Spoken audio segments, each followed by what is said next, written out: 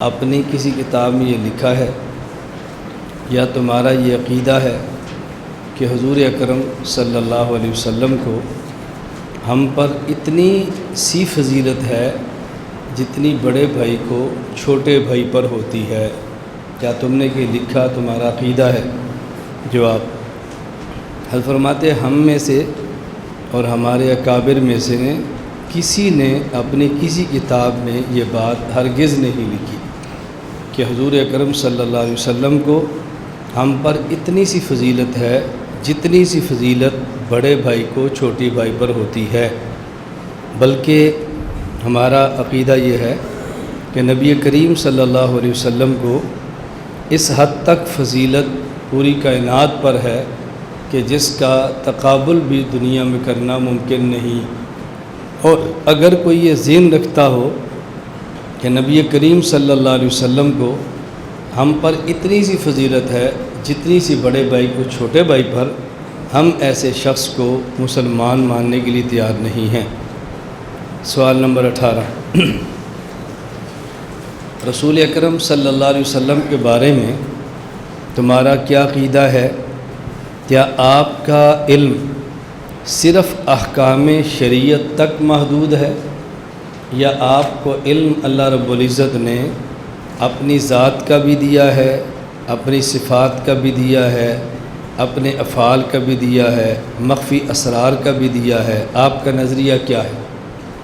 حضرت نے اس کا جواب یہ دیا ہے کہ ہم زبان سے اس بات کا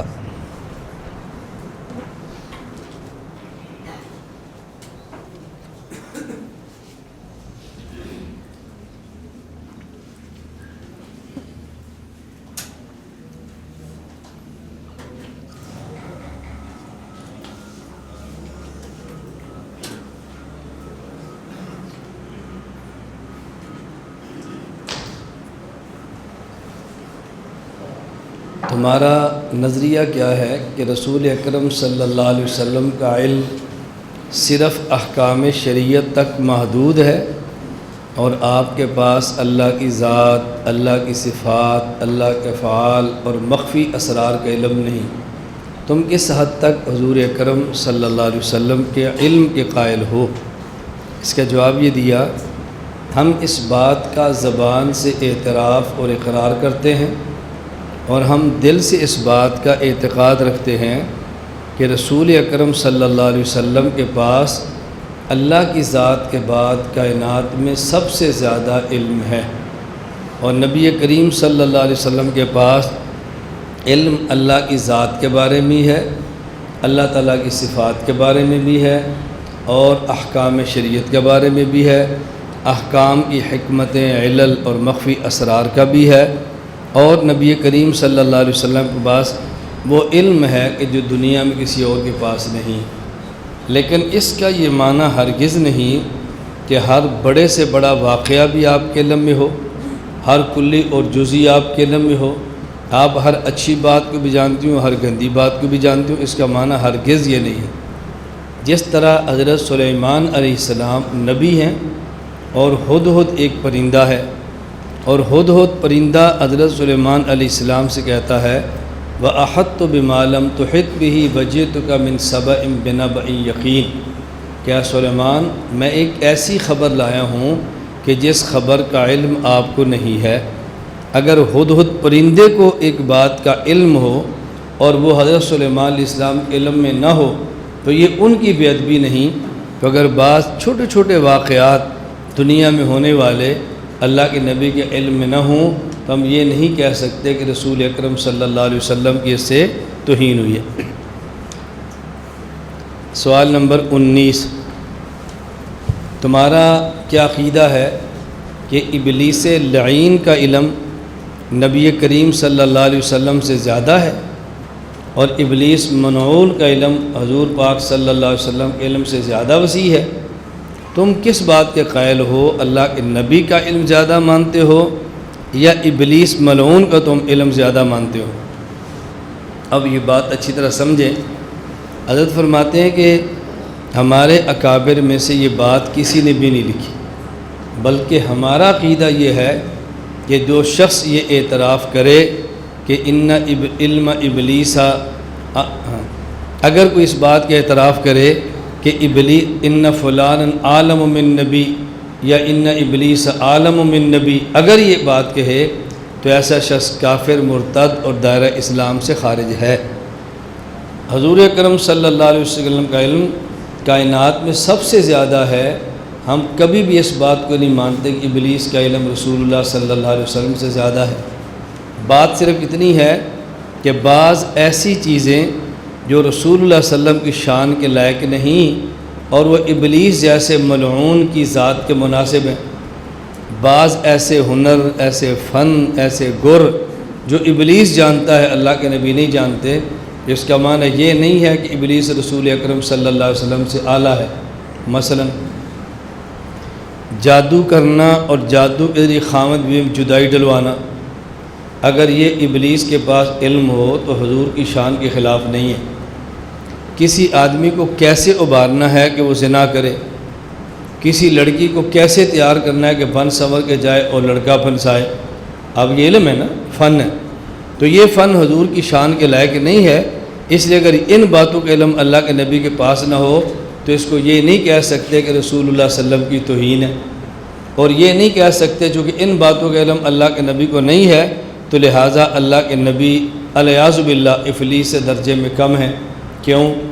ہر شخص جانتا ہے کہ عام ایمان والا بھی ابلیس سے اعلیٰ ہے، لیکن ہر شخص مانتا ہے کہ عام ایمان والے کے علم ابلیس سے زیادہ نہیں ہے۔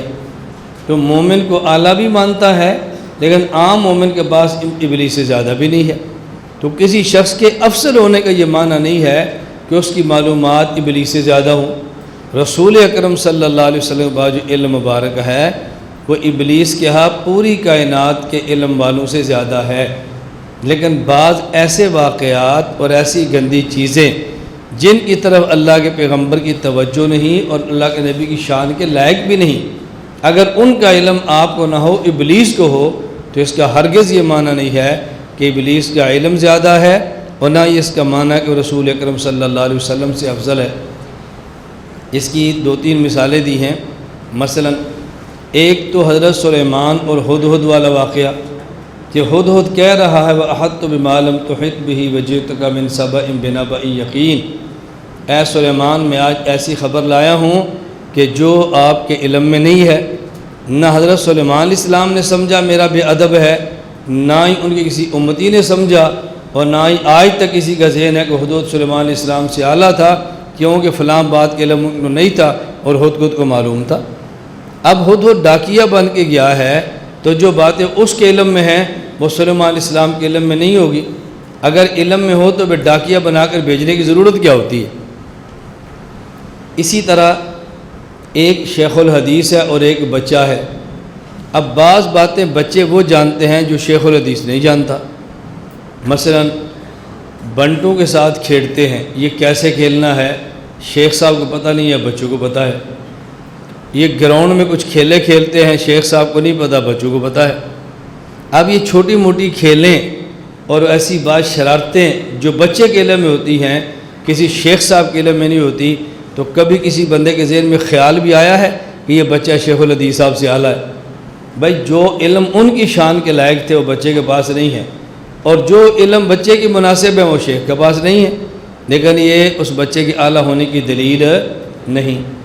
اسی طرح کہتے ہیں کہ جالینوس اور افلاطون یہ بہت بڑے حکیم تھے، علم طب کے ماہر تھے، لیکن جو نجاست اور گٹر کا کیڑا ہے، جس طرح سونگھ کر وہ کیڑا اس گٹر کی غلاظت کو محسوس کر سکتا ہے، افلاطون اور جالینوس محسوس نہیں کر سکتا۔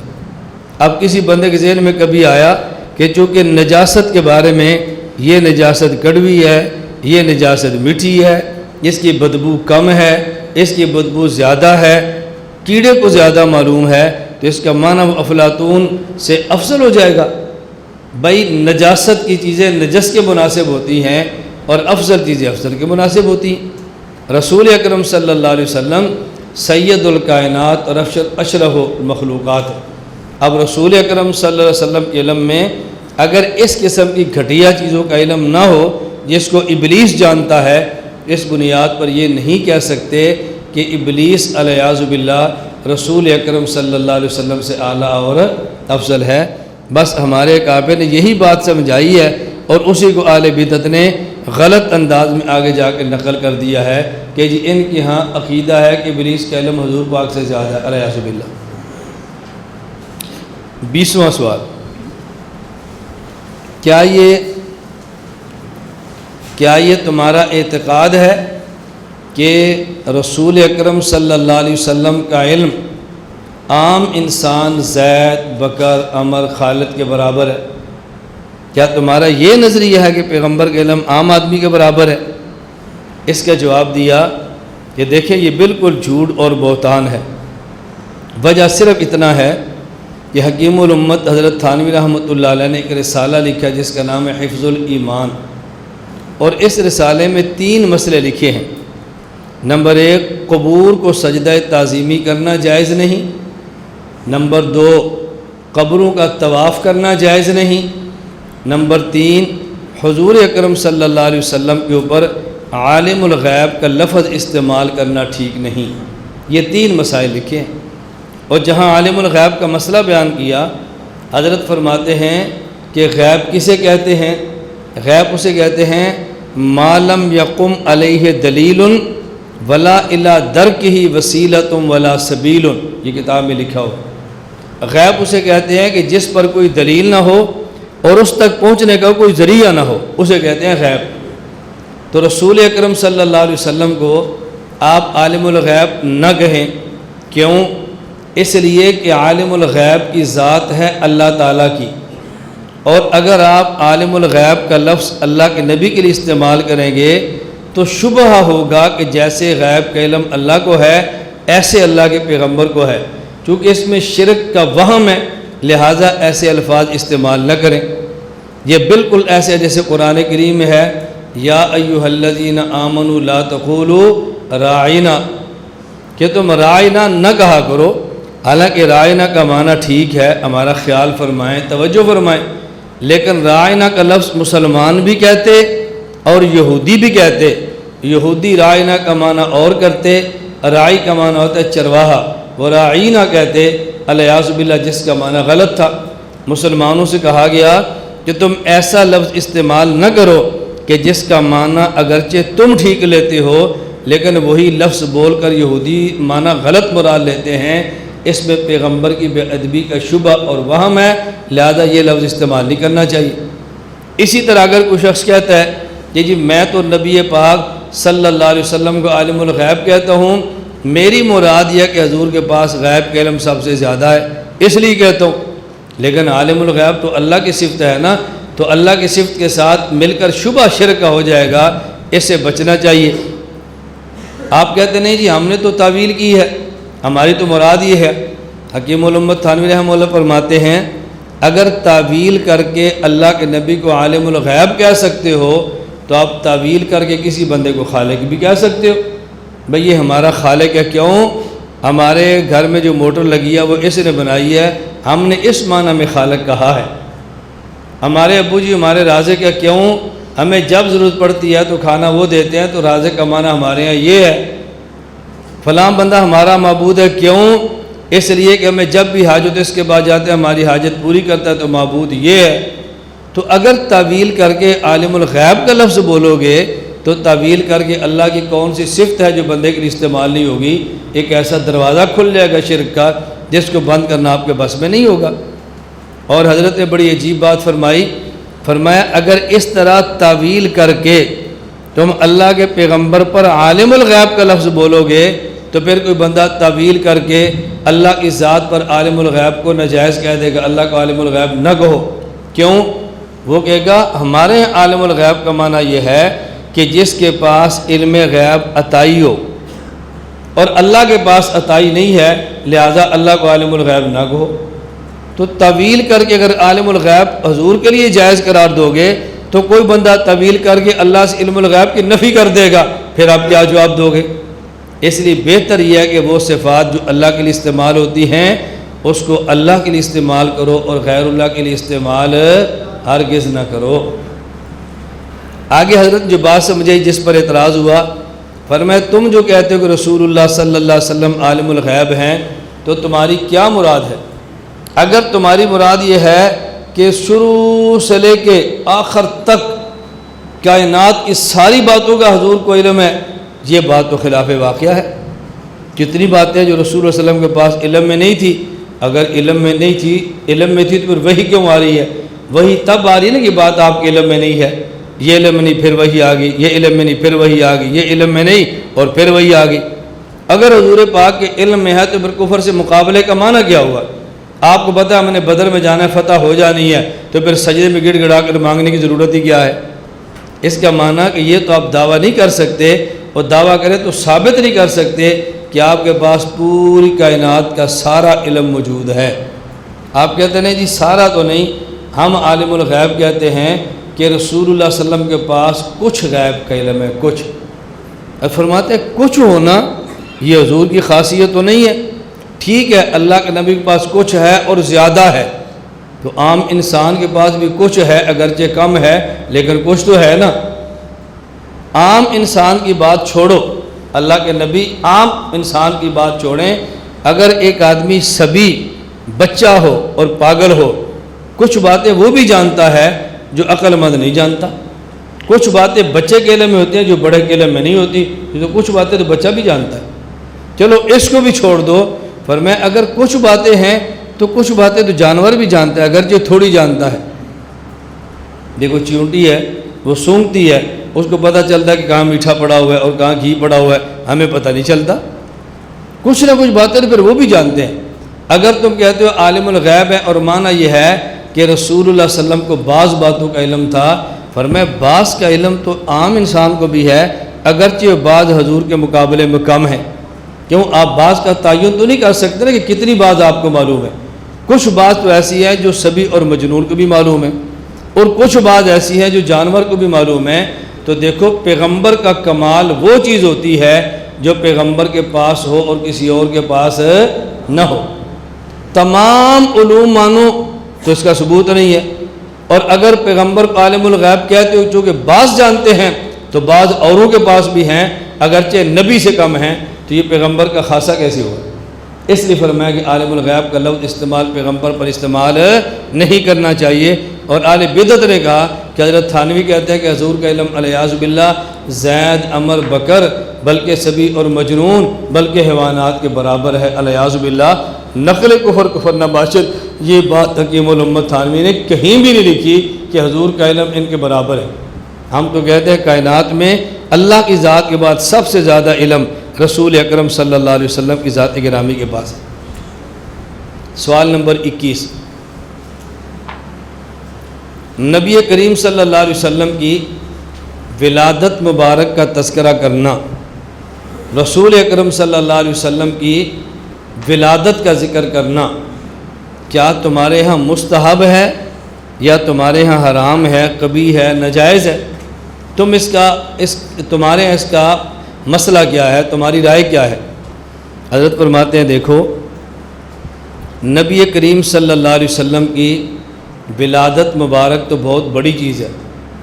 رسول اکرم صلی اللہ علیہ وسلم جس چپل اور نال مبارک کو پہن کے چلتے تھے اس کا گرد و غبار، ہم اس کا ذکر کرنا بھی عبادت سمجھتے ہیں۔ رسول اکرم صلی اللہ علیہ وسلم جس جانور پہ سوار ہوتے تھے اس جانور کے بول اور پیشاب کا ذکر کرنا بھی ہم عبادت سمجھتے ہیں۔ تو رسول اکرم صلی اللہ علیہ وسلم کی ذات گرامی کا ذکر کرنا یہ عبادت کیسے نہیں ہوگا؟ ہم نبی کریم صلی اللہ علیہ وسلم کی ولادت مبارک کا تذکرہ کرنا عبادت سمجھتے ہیں، بلکہ ہر وہ چیز جس کا تعلق رسول اکرم صلی اللہ علیہ وسلم کی ذات گرامی کے ساتھ تھوڑا سا بھی ہو اس کا ذکر کرنا ہمارے ہاں عبادت ہے۔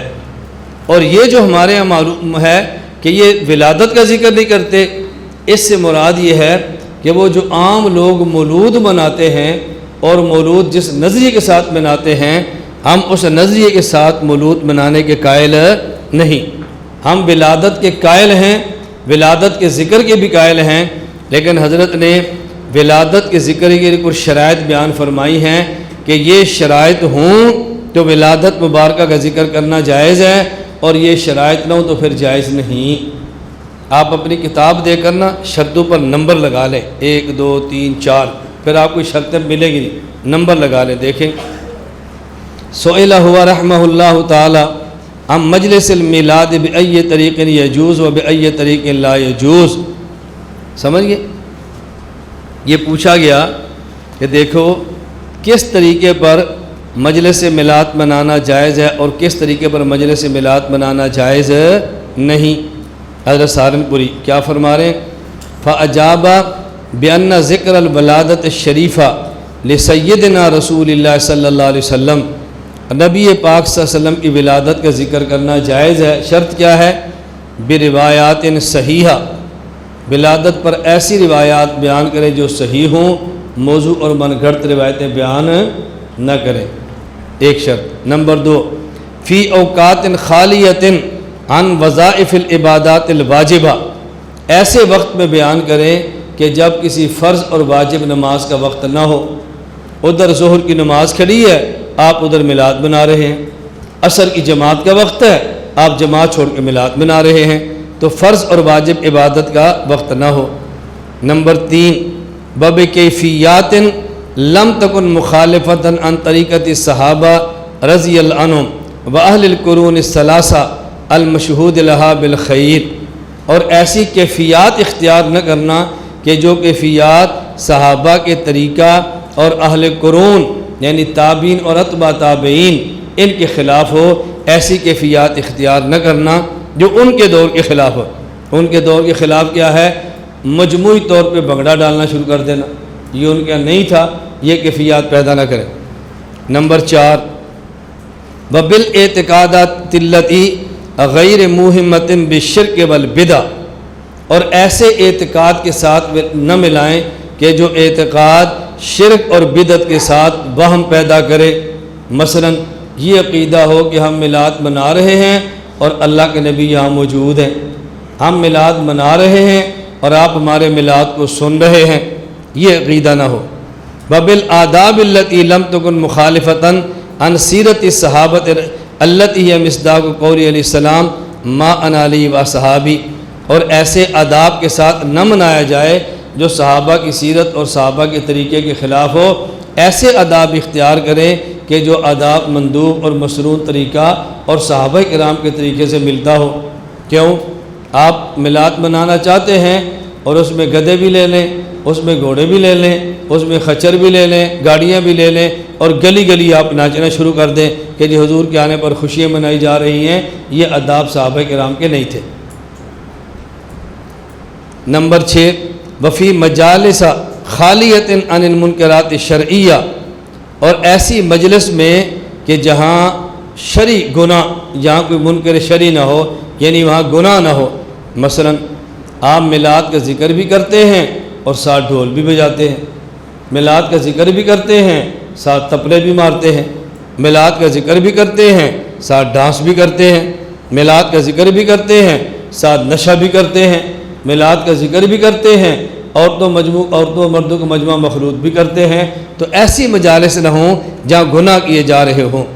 فرمایا موجب للخیر والبرکہ، ایسا میلاد خیر و برکت کا سبب ہے، مانتے ہیں، بشرط ان یکون مقرونا بصدق نیت والاخلاص، ساتویں شرط یہ ہے کہ نیت ٹھیک ہو، شہرت اور دکھاوا مقصود نہ ہو کہ یہ عاشقان پیغمبر ہیں اور یہ ان کے بغیر رہ نہیں سکتے۔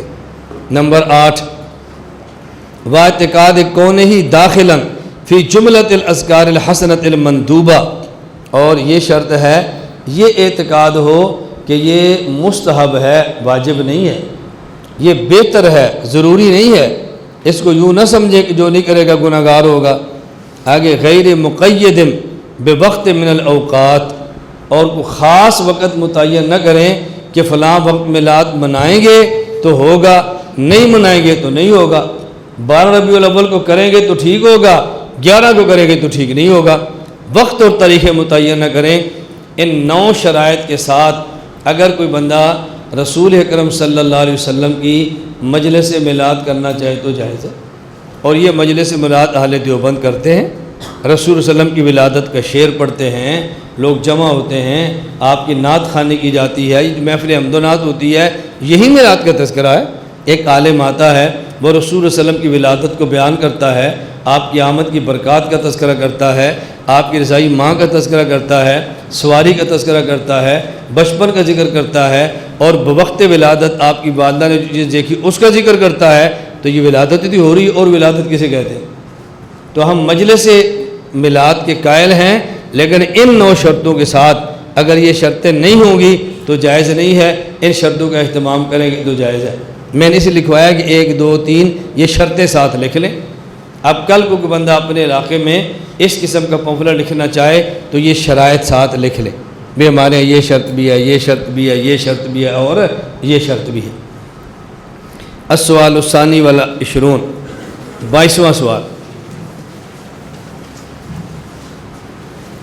دیکھیے ہندوستان میں کفار نے ایک اپنا بت بنایا نا، یہودی اپنے اپنے بت بنا کے پوچھتے ہیں، تو انہوں نے ایک بت بنایا ہوا ہے کنیا، ان کا کنیا خاص فرقہ ہے، اور بت کیا ہے؟ یہ اشٹمی لکھا، اشٹمی کہتے ہیں، اشٹمی کا جنم، تو کنیا جو فرقہ ہے وہ اشٹمی کا جنم مناتا ہے۔ تو کہتے ہیں کیا تم ولادت کو کنیا کے اشٹمی کے جنم کی طرح مناتے ہو؟ نہیں، تم یہ کہتے ہو کہ جس طرح کنیا اشٹمی کا جنم مناتے ہیں اسی طرح پیغمبر کا میلاد منانا جائز نہیں ہے، یعنی جس طرح وہ اپنے کنیا کا جنم اشٹمی مناتے ہیں اور تم کہتے ہو میلاد اسی طرح ہے، جو حکم اس کا ہے یہی حکم اس کا ہے، تو کیا تم ولادت کا تذکرہ کرنا یہ کنیا کے جنم اشٹمی کے تذکرے کی طرح سمجھتے ہو؟ کیا تمہارا یہ ذہن ہے کہ تم یہ فتوے دیتے ہو؟ ہمارے حضرت نے فرمایا کہ یہ بات بالکل غلط ہے۔ اصل بات یہ ہے، حضرت فرماتے ہیں کہ دیکھو کنیا یہ جو فرقہ ہے، یہ جو اپنے خدا اشٹمی کا جنم مناتے ہیں، تو ان کا عقیدہ یہ ہوتا ہے کہ ہر سال ہمارا یہ خدا پیدا ہوتا ہے اور بعد میں فوت ہوتا ہے اور اس کی روح نکل جاتی ہے، اگلے سال پھر کسی اور جسم میں حلول کر کے پھر آتا ہے، یہ ہر سال پیدا ہوتا ہے، ہر سال، کیونکہ ہر سال پیدا ہوتا ہے، لہذا جس طرح بچے کی پیدائش ہوتی ہے اسی طرح ہر سال اس کا اہتمام بھی کرتے ہیں کہ بچے کی پیدائش پہ کپڑے بھی ہوں، بچے کی پیدائش پہ مٹھائی بھی ہوں، بچے کی پیدائش پہ دائیا بھی ہو، بچے کی پیدائش کی رسم بھی ہو، وہ اس طرح کرتے ہیں کہ جیسے ابھی پیدا ہوا ہے، اس طرح۔ تو حضرت فرماتے ہیں ہم کہتے ہیں کہ تم اس طرح تمہارا یہی عقیدہ ہے کہ ابھی ہم میلاد منا رہے ہیں، کیوں؟ اس کے اندر اللہ کے نبی خود موجود ہیں یا اللہ کے نبی آج پیدا ہوئے ہیں، کہ تمہارا یہ ذہن ہے؟ وہ تو مناتے ہیں کہ ہر سال اس کے پیدا ہونے کے قائل ہیں، تو کیا تم بھی ہر سال رسول صلی اللہ علیہ وسلم کی ولادت کے قائل ہو؟ جب آپ ہر سال رسول اللہ صلی اللہ علیہ وسلم کی ولادت کے قائل نہیں ہو تو اس کا معنی اس طرح نہیں منانا چاہیے ولادت جس طرح وہ مناتے ہیں، اور آپ کہتے ہیں نہیں ہم ولادت کے قائل تو نہیں لیکن حضور کی روح کے آنے کے قائل ہیں، تو کیا نبی پاک صلی اللہ علیہ وسلم کی روح اسی طرح آتی ہے جس طرح ان کے ہاں یہ اشٹمی کی روح ہر سال حلول کر کے جسم میں آتی ہے؟ کیا تم اس کے قائل ہو؟ جب اس کے بھی نہیں ہو تو پھر اس طرح تو نہیں نہ منانا چاہیے۔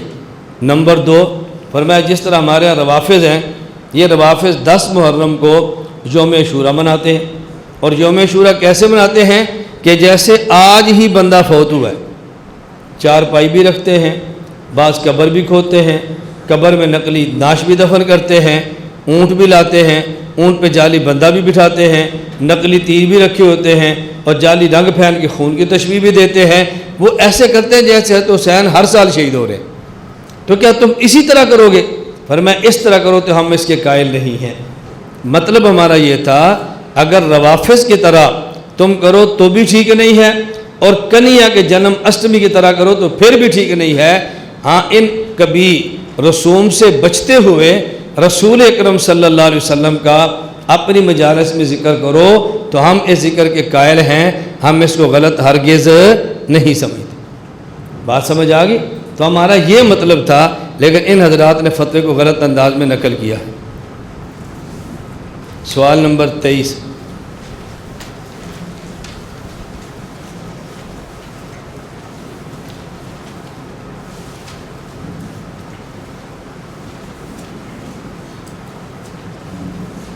کہتے ہیں کیا مولانا رشید احمد گگوئی رحمۃ اللہ علیہ نے فتاوی رشیدیہ یہ اپنی کسی کتاب میں لکھا ہے، الیاذ باللہ اللہ تعالیٰ بالفعل جھوٹ بولتے ہیں۔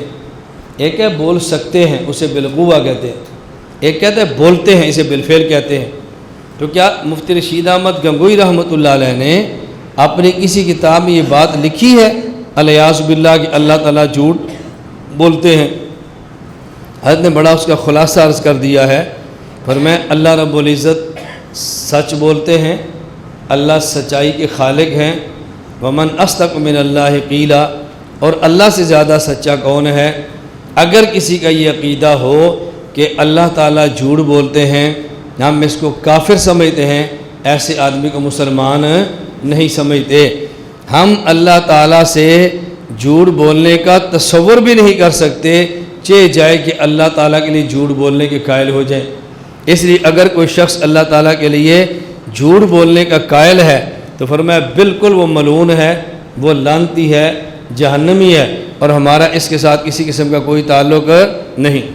بات صرف اتنی ہے کہ اللہ رب العزت فرماتے ہیں وَلَوْ شِئْنَا لَآتَيْنَا كُلَّ نَفْسٍ هُدَاهَا، ہم اگر چاہیں تو ہر کسی کو ہدایت دے دیں، وَلَكِنْ حَقَّ الْقَوْلُ مِنِّي لَأَمْلَأَنَّ جہنم من الجنت والناس اجمعین، ہمارا فیصلہ ہے کہ جہنم کو جنات اور انسانوں سے بھرنا ہے، لیکن اللہ چاہیں تو اپنے فیصلے کو بدل بھی سکتے ہیں، جہنم کو جن انسانوں سے نہ بھریں، بدل بھی سکتے ہیں، لیکن اس کا معنی یہ نہیں ہے کہ اللہ تعالیٰ جھوٹ بولتے ہیں۔ تو جو شخص اللہ کے لیے جھوٹ بولنے کا قائل ہو وہ انسان کافر ہے۔ باقی فعال لما یرید ہیں، اللہ جو چاہے وہ کرتے ہیں، چاہے تو یہ فرما لے اور چاہے تو یہ فرما لیں۔ اس کا معنی یہ نہیں کہ ایسے کرتے ہیں، لیکن اللہ تعالیٰ کرنا چاہیں تو ایسے کر سکتے ہیں۔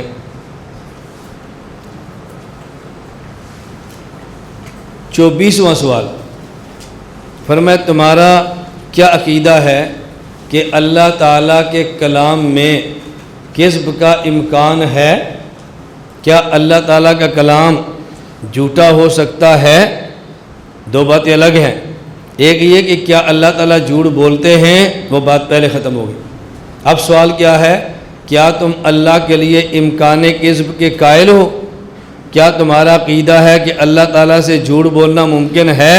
یہ تمہارا کیا عقیدہ ہے؟ فرماتے ہیں ہمارا عقیدہ یہ ہے کہ جس طرح اللہ رب العزت جھوٹ نہیں بولتے، اسی طرح اللہ تعالیٰ کے لیے جھوٹ بولنا ممکن نہیں۔ ہم امکان کذب کی بھی نفی کرتے ہیں، ہم اس کے قائل قطع نہیں کہ اللہ تعالیٰ کے کلام میں جھوٹ کا امکان ہے۔ اللہ تعالیٰ کا کلام سچا ہی سچا ہے، اللہ تعالیٰ کا کلام واقع کے مطابق ہے، اور اللہ تعالیٰ کے کلام میں نہ کذب کا شبہ ہے نہ کذب کا امکان ہے۔ اور جو اللہ کے کلام میں جھوٹ کے امکان کا قائل ہو یا جھوٹ کے شبے کا قائل ہو، وہ ہمارے یہاں ملحد ہے، ہمارے یہاں زندیق ہے، ہم ایسے آدمی کو مسلمان سمجھنے کے لیے تیار نہیں۔ سوال نمبر 25، اب 25 سوال اس سے تھوڑا سا مختلف ہے۔ وہ کیا کہ کیا تم نے اپنی کتابوں میں لکھا ہے کہ اشاعرہ یہ اللہ تعالیٰ کے لیے امکان کذب کے قائل ہیں، اور تمہارے پاس کوئی ایسی صریح دلیل موجود ہے کہ اشاعرہ نے یہ بات لکھی ہے؟ 3 باتیں ہو گئیں۔ نمبر 1، کیا تمہارا عقیدہ ہے کہ اللہ تعالیٰ جھوٹ بولتے ہیں؟ ہم نے کہا ہمارا عقیدہ اللہ تعالیٰ جھوٹ نہیں بولتے۔ نمبر 2، کیا تمہارا عقیدہ ہے کہ اللہ تعالیٰ کے کلام میں جھوٹ کا امکان ہے؟ ہم نے کہا ہمارا عقیدہ اللہ کے کلام میں جھوٹ کا امکان بھی نہیں۔ نمبر 3، کیا تم نے کہ اپنی کتابوں میں لکھا ہے کہ اشعری لوگ امکان کذب کے قائل ہیں؟ ہم نے کہا ہم نے کہیں بھی نہیں لکھا، ہم اس کے قائل نہیں، نہ ہی اشاعرہ اس کے قائل ہیں۔ فرق کیا ہے؟ اب بات سمجھنا، ایک عقیدہ ہے معتزلہ کا اور ایک عقیدہ ہے اشاعرہ کا اور ماتریدیہ کا۔ معتزلہ کا عقیدہ یہ ہے کہ اللہ رب العزت نے جو فرما دیا اس کے خلاف کرنے پر قادر ہی نہیں۔ اللہ کا فیصلہ ہے کہ کافر جہنم میں جائے گا، اب اللہ کافر کو جنت میں داخل کرنے پر قادر ہی نہیں، ایسا ہو ہی نہیں سکتا۔ اگر آپ کہو کہ نہیں یہ کافر جنت میں جا سکتا ہے تو اس کا معنی یہ ہے کہ اللہ تعالیٰ جھوٹ بول سکتے ہیں۔ بات سمجھ آ گئی؟ اب اصل عقیدہ کیا تھا؟ اصل اس عقیدے کا نام تھا عموم قدرت باری تعالیٰ ہے یا عموم قدرت باری تعالیٰ نہیں۔ اور معتزلہ نے عنوان کیا رکھا؟ کیا امکان کسب کلام باری تعالیٰ ہے یا امکان کسب باری تعالیٰ نہیں؟ اپنے کیے کے خلاف کر سکتے ہیں یا نہیں کر سکتے؟ کر سکتے ہیں تو معنی اللہ کی قدرت میں عموم ہے، نہیں کر سکتے تو اس کا معنی اللہ کی قدرت میں عموم نہیں ہے۔ اور انہوں نے عنوان کیا رکھا؟ اپنے فیصلے کے خلاف کر سکتے ہیں تو اس کا معنی یہ ہے کہ اگر کر سکتے ہیں تو پھر جھوٹ بھی ہو سکتا ہے، اس کے مطابق کریں گے تو سچ ہوگا، نہیں کریں گے تو جھوٹ ہوگا۔ تو اصل عنوان تھا عموم قدرت باری تعالیٰ، اور اس عنوان کو بدل کے معتزلہ رکھ دیا امکان کسب کلام باری تعالیٰ۔ اب عنوان کے بدلنے سے پورا مفہوم ہی بدل جاتا ہے۔ ہم نے کہا یہ بات قطعی طور پہ غلط ہے۔ تو میں زیادہ اشکال یہ ہے، اگر اللہ تعالیٰ اپنے فیصلے کے خلاف کر سکتے ہیں تو اس کا معنی یہ ہے اللہ تعالیٰ جھوٹ بول سکتے ہیں، اور جھوٹ بولنا اللہ کی شان کے خلاف ہے تو یہ اللہ کی نسبت غلط ہو جائے گی۔ ہم نے کہا بات سمجھو، ہمارے متکلمین نے دو چیزوں کی رعایت کی ہے، ایک ہے تعمیم عامہ، ایک ہے تعمیم عامہ، ایک ہے تنزیہ کاملہ۔ ایک تعمیم عامہ، تعمیم نہ، ایک ہے قدرت عامہ اور ایک ہے تنزیہ کاملہ۔ جتنے لفظ ہو گئے، نمبر ایک قدرت کاملہ، نمبر دو تنزیہ عامہ۔ قدرت کاملہ کا معنی عموم قدرت باری تعالیٰ، اللہ کی قدرت اتنی عام ہے کہ اپنے فیصلے کے خلاف بھی کرنا چاہیں تو کوئی روک نہیں سکتا، کرنے پر قادر ہیں۔ اور تنزیہ کاملہ، تنزیہ کاملہ، اللہ رب العزت پاک عیوب سے منزہ اتنے ہیں کہ اپنے فیصلے کے خلاف کبھی بھی نہیں کریں گے۔ قدرت عامہ ہے اور تنزیہ کاملہ ہے۔ قدرت اتنی عام ہے کہ اپنے فیصلے کے خلاف کرنا چاہیں تو کر سکتے ہیں، اور تنزیہ اتنی آپ کی کامل ہے کہ اپنے فیصلے کے خلاف کبھی بھی نہیں کریں گے۔ تو اہل سنت والجماعت کے موقع میں قدرت کاملہ بھی آ جاتی ہے، قدرت عامہ بھی آ جاتی ہے، اور تنزیہ کاملہ بھی آ جاتی ہے۔ اب دیکھو کتنا موقع کھل جاتا ہے، اس میں الجھن تو رہتی ہی نہیں ہے، لیکن انہوں نے عوام میں انتشار ڈالنے کے لیے بالکل عنوان ہی بدل دیا ہے۔ اس عنوان کے تحت بندے کو دھوکہ بڑی جلدی دیا جا سکتا ہے۔ یہ خلاصہ ہے اس 25 نمبر سوال کا جو میں نے آپ کی خدمت میں پیش کیا ہے۔ سوال نمبر 26،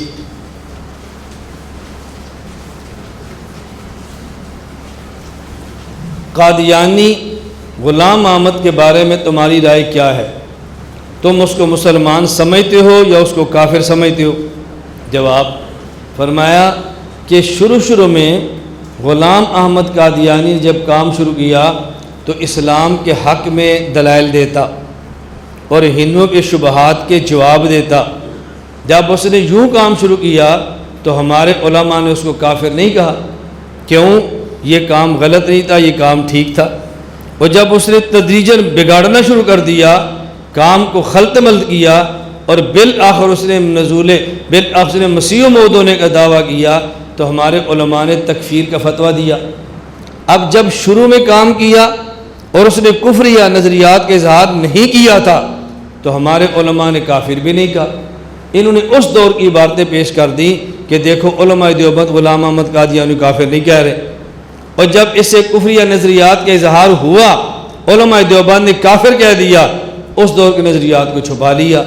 تو حضرت نے علماء حرمین کو لکھا کہ مرزا غلام احمد قادیانی کو جب تک اس کا کفر واضح نہیں ہوا تب تک کافر نہیں کہتے تھے، اور جب اس کا کفر واضح ہو گیا ہم نے لمحہ برابر توقف کیے بغیر اس کو کافر اور مرتد کہا ہے۔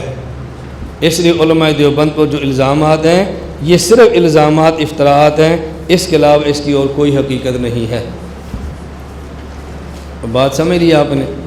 اب دیکھو یہ جتنی باتیں المحند کے اندر ہیں ان میں سے کون سی بات ہے جو قرآن کے خلاف ہے اور کون سی بات ہے جو سنت کے خلاف؟ کون سی بات؟ میں نے آپ سے کہا فرق کیا ہے؟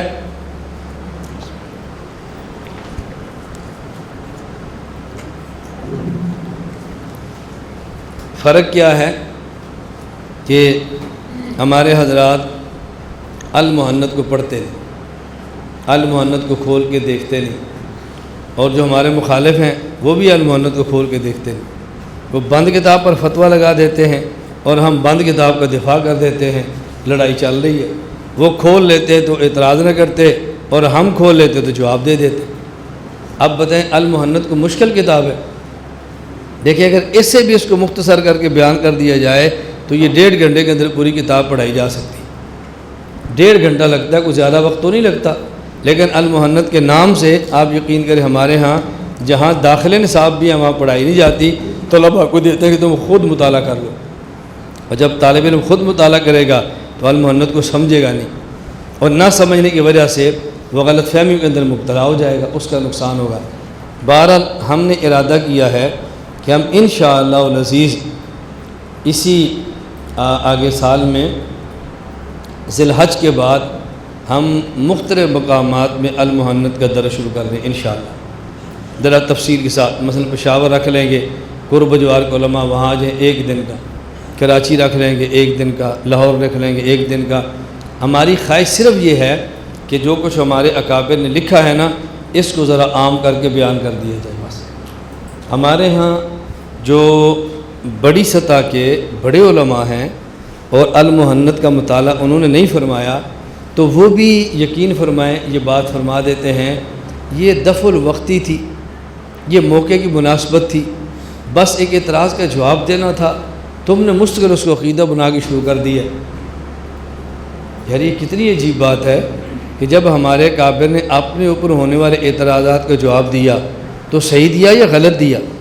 اس کا معنی پھر یہ تو منافقت ہوئی نا کہ عقیدہ تھا نہیں لیکن وقتی طور پر فتنہ سے بچنے سے پہلے یوں لکھ دیا۔ تو یہ اکابر پر کون سا اعتماد ہے؟ یہ اکابر کے ساتھ کون سا اپنے اصاغر کو جوڑ رہے ہیں؟ اگر اگلی نسل کو پہلو کے ساتھ ہم نے جوڑنا ہے تو ہمیں اکابر کے صحیح علوم کو آگے منتقل کرنا پڑے گا۔ میری گزارش سمجھ آ گئی؟ میں نے آپ سے، مجھے ساتھیوں نے کہا تھا اصول بھی چٹائی، آج بھی سادہ نگاہ کہ ان کو تھوڑی سی بات سمجھائیں۔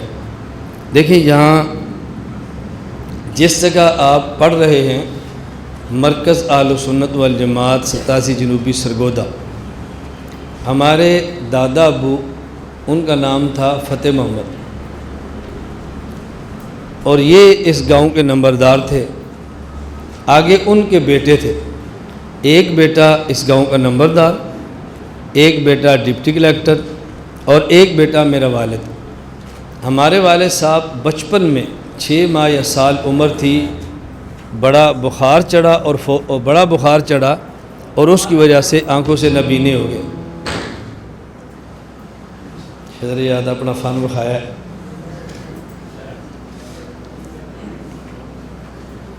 تو والد صاحب کو بڑا بخار چڑھا، اس کی وجہ سے ان کی آنکھیں چلی گئی اور نابینے ہو گئے۔ دادا ہمارا چونکہ بڑا آدمی تھا، والد صاحب نابینے تھے۔ یہ میں وہ باتیں کہہ رہا ہوں جو ہم نے بچپن میں اپنے گاؤں کے بڑوں سے سنی ہیں۔ تو اس نے کہا یار میں کس کو بتاؤں یہ میرا بیٹا ہے، ہم بیٹھے ہوتے ہیں اس کے اندر آ جاتا ہے۔ ہماری پھوپھی کی شادی ہوئی تھی گجرات، ہماری پھوپھی ہمارے والد صاحب سے کافی بڑی تھی، میرا اپنا اندازہ ہے کہ ان کے درمیان عمر کا کم از کم کو 25-30 سال کا فرق ہوگا، میرا اندازہ ہے، نہیں تو 15-20 کا تو ضروری تھا۔ تو وہ والد صاحب کو اپنے پاس گجرات لے گئی کہ اس کو میں لے جاتی ہوں، میں اس کو پڑھاتی ہوں، میرا بھائی ہے۔ بڑی بہن تھی اور بہت دیندار تھی، میں نے جا کر دیکھا کہ گجرات میں بہت دیندار تھا، غربا پروری، عورتوں کے ساتھ محبت، دین کا کام کرنا، مصلے پر بیٹھے رہنا، یہ ان کا ایک ذوق تھا۔ والد صاحب کو اپنے پاس لے گئی تو والد صاحب کو اس نے پڑھنے کے لیے داخل کیا سید عنایت اللہ شاہ بخاری صاحب کے پاس۔ تو ہمارے والد صاحب نے وہاں پڑھنا شروع کیا، قرآن کریم وہاں حفظ کیا، اس کے بعد پھر ترجمہ پڑھا، پھر والد صاحب عالم بنے۔ یہ جو اس وقت جامعہ البنات جس کی پرنسپل امیر شاہ ذکیہ ہیں، یہ والد صاحب نے بنایا تھا۔ گجرات سید عنایت اللہ شاہ بخاری صاحب کا جو بنات کا مدرسہ ہے نا، اس کے پہلے بانی اور استاد وہ ہمارے والد ہیں۔ حضرت شاہ صاحب کے بیٹے مولانا ضیاء اللہ شاہ بخاری صاحب یہ میرے والد کے شاگرد ہیں۔ شاہ صاحب کی 2 بیٹیاں تھیں اور دونوں میری ابا جی کی شاگرد تھیں۔ والد صاحب نے وہاں پڑھا اور پڑھاتے رہے، 25 سال تک شاہ صاحب کے پاس رہے ہیں۔ پہلا نکاح گجرات میں میرے والد صاحب کا شاہ صاحب نے کرایا تھا، وہ رشتہ نہ چل سکا، والد صاحب کا مزاج نہیں ملتا تھا، والد صاحب نے فارغ کر دیا۔ یہ پہلا رشتہ ہے، یعنی اس قدر ان کا آپس میں گہرا تعلق تھا۔ ہمارے والد صاحب کا بیعت کا تعلق تھا حضرت مولانا احمد علی لاہوری رحمۃ اللہ علیہ کے ساتھ۔ اب دیکھو پڑھا وہاں پر تھا اور بیعت کا تعلق یہاں تھا، اور حضرت والد صاحب نے دورہ تفسیر عنایت اللہ شاہ صاحب سے نہیں، یہ مولانا احمد علی لاہوری سے کیا تھا رحمۃ اللہ علیہ۔ اور والد صاحب ہمارے خوبصورت بھی بہت تھے، اور قد بھی، یعنی میرا قد بہت چھوٹا ہے، قد بھی بڑا تھا اور آواز بہت خوبصورت تھی۔ والد صاحب نے کام شروع کیا، گجرات میں رہتے آپ نے کام شروع کیا۔ ہماری تایا کی بیٹی ایک ہوتی تھی وایاں والی، یہ گکھڑ منڈی کے ساتھ گاؤں ہے، میں جب حفظ کرتا تو پھر وہاں جاتا تھا، وہاں بریلویت بہت تھی۔ تو جب والد صاحب نے شروع میں وہاں کام کیا تو جہاں اپنی بھتیجی تھی ان کے گھر میں والد صاحب ٹینٹ لگا کر جمعہ پڑھاتے تھے، اور وہاں جا کر رمضان کی تراویح اور تراویح کے بعد درس قرآن دیتے تھے۔ آج اس گاؤں میں غالباً 2 یا 3 مساجد ہماری ہیں، اگر زیادہ نہیں تو 30% دیوبندی یقیناً آج موجود ہیں۔ اس گاؤں میں بھی کام کیا۔ یہ ہمارے والد صاحب کا ایک پس منظر تھا۔ اور جب یہ مسئلہ اٹھا حیات النبی صلی اللہ علیہ وسلم کا، تو والد صاحب رحمۃ اللہ علیہ نے حضرت شاہ صاحب سے اجازت لے لی اور 25 سالہ رفاقت کو مسئلہ حیات النبی پر قربان کر دیا۔ نبینا بندہ، نبینا 25 سالہ رفاقت کو نبینے بندے نے اس عقیدے پر قربان کیا۔ پھر والد صاحب گجرات کو چھوڑ کر یہاں آئے۔ ہمارے گاؤں کے جو امام مسجد تھے وہ بریلوی تھے، اور 4 رکھتے ایک سلام سے تراویح پڑھاتے تھے، اور بدعات کا رواج تھا۔ والد صاحب نے کام گاؤں میں شروع کیا تو گاؤں والی مسجد میں والد صاحب کامیاب نہیں ہو سکے، کیونکہ برادری ہم نوا نہیں تھی اور امام صاحب ذوق نہیں تھے۔ پھر والد صاحب جو مسجد بنی ہے نا، یہ موجودہ مسجد چھوٹی اس لیے ہے کہ اتنی سی مسجد وہ ہے جو والد صاحب نے خود بنوائی تھی، اور وہ اصل مسجد میں نے دیکھی ہے، اس کا جو چھت تھا اس چھت کے اوپر یہ گنا ہوتا ہے نا، گنا، یہ گنا چھت کے اوپر ہوتا تھا، اور اس کے جو دروازے ہوتے تھے یہ پھٹیاں توڑ توڑ کے بنائے گئے تھے۔ اور یہ 7 قبرستان ہے، والد صاحب اس قبرستان میں بیٹھتے، پہلے تو مسجد بھی نہیں تھی نا، قبرستان میں بیٹھتے، درمیان میں لائٹ ہوتی، صفیں بچھی ہوتی، اور طلبہ وہاں بیٹھ کے قرآن کریم سبق یاد کرتے تھے۔ یہ وہ ہے جو میں نے اپنی آنکھوں میں دیکھا ہے۔ اب مجھ سے پہلے کتنا عجیب دور ہوگا آپ سوچ بھی نہیں سکتے۔ کھانے کا انتظام ہوتا نہیں تھا، کچھ روٹیاں ہماری امی پکاتی تھی اور کچھ روٹیاں بازار میں، اب گاؤں میں ایک گھر سے طلبہ جمع کر کے لاتے تھے۔ ایک برتن ہوتا جس میں ساگ بھی ہے، دال بھی ہے، گوشت بھی ہے، سب کچھ ہے، اور ایک برتن میں روٹیاں ہوتی تھی، اور صبح لسی جمع کرتے۔ یوں کام شروع کیا۔ ہمارے اس علاقے میں یہ وہ باتیں جو میں نے دیکھی ہیں۔ اب دیکھو نا، مجھ سے پہلے کا دور کتنا عجیب ہوگا، کیونکہ والد صاحب شادی سے پہلے یہاں پر آئے ہیں، پھر یہاں شادی کی ہے، اس کے بعد مجھ سے بڑے بھائی 2 ہیں، پھر ہماری ہمشیرہ تھی، ہم نے نہیں دیکھی، بچپن میں فوت ہو گئی۔